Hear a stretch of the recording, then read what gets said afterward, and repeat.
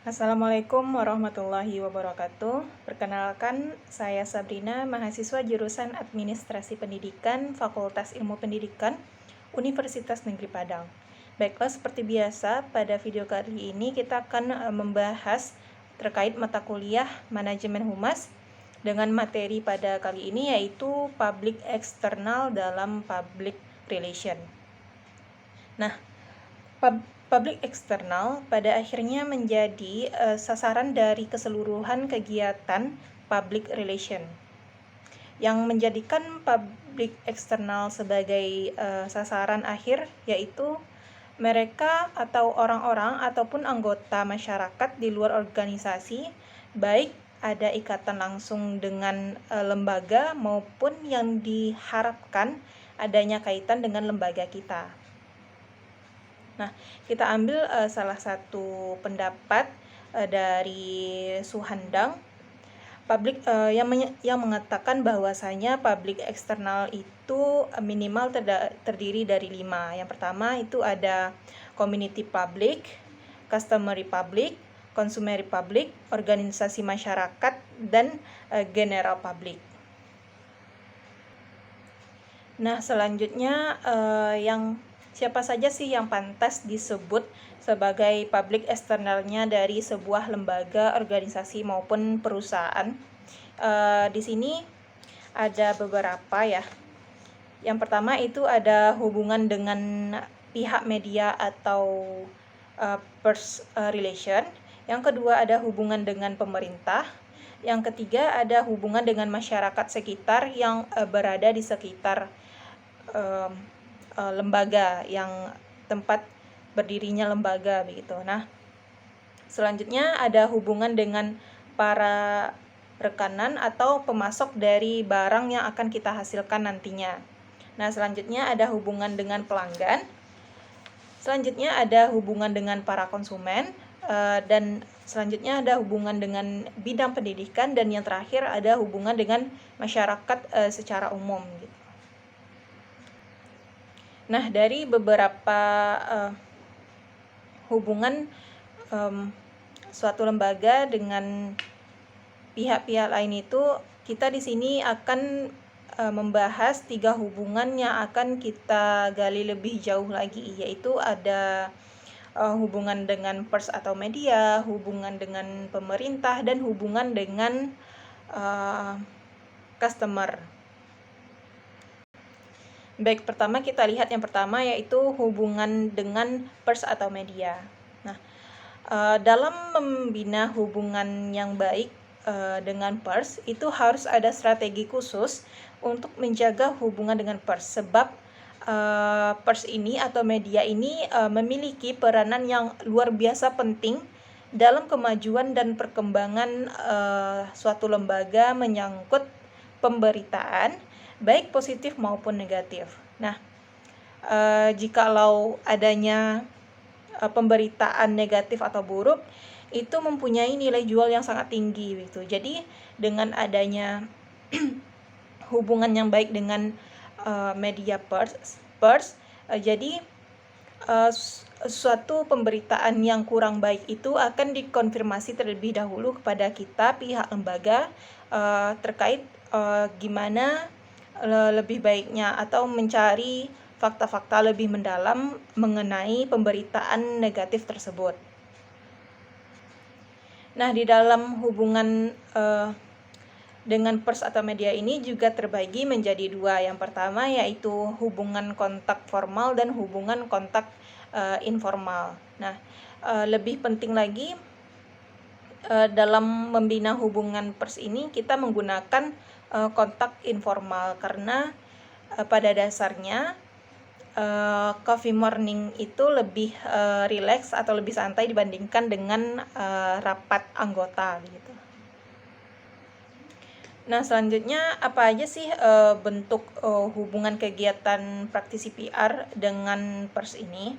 Nah, ada beberapa bentuk, yaitu yang pertama itu pers release, ada pers converse, ada pers room, ada pers reception, dan yang terakhir ada pers tour. dan lain sebagainya begitu. Nah, pada prinsipnya media relation itu membangun relasi, kemudian dikembangkan melalui media untuk menjangkau publik.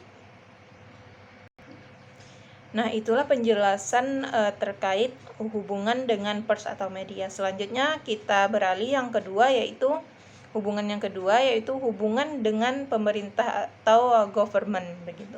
Nah, dalam kegiatan praktisi PR, pemerintah dianggap penting meskipun tidak ada kaitannya secara langsung, karena pemerintah ini mempunyai orang-orang yang sangat berpengaruh di dalam masyarakat dan mempunyai efek pada keseluruhan kegiatan bisnis begitu. Jadi membina hubungan dengan pemerintah ini sangat baik untuk jalannya bisnis kita atau lembaga kita dengan baik ke depannya. Nah, itu yang pertama. Dan yang kedua itu ada seorang PR mempunyai hubungan dengan orang atau pihak yang terkait dengan pemerintah bukanlah sebuah larangan. Jadi bebas saja seorang praktisi PR itu mempunyai hubungan yang baik dengan pihak dari pemerintah.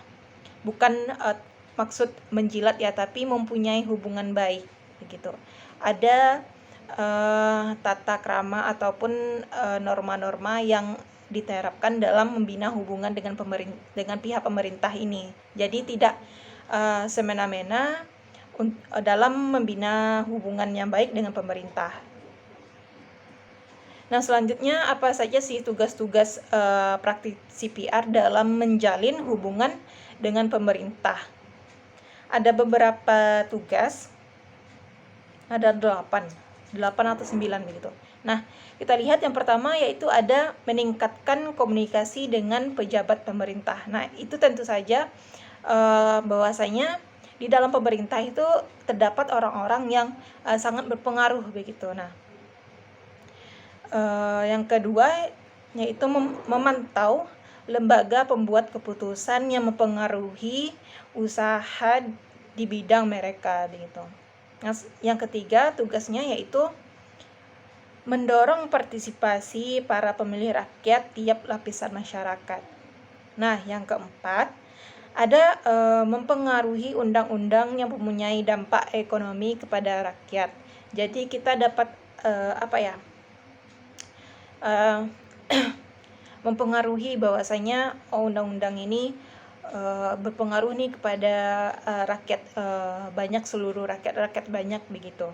Nah, yang selanjutnya yaitu tugasnya meningkatkan kesadaran para pembuat kebijakan atau pembuat keputusan. Jadi jikalau kita mempunyai hubungan baik dengan pemerintah, kita dapat mengetahui atau menyarankan begitu bahwasanya kebijakan apa saja yang dapat menguntungkan bagi bisnis yang kita jalankan gitu. Nah, tugas yang berikutnya yaitu mengurangi ketidakpastian. Selanjutnya mempercepat keluarnya keputusan yang berkaitan dengan jalannya perusahaan.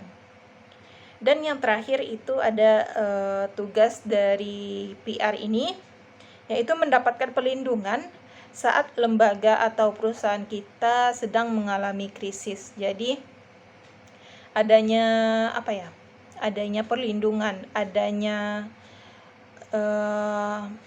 tameng begitu.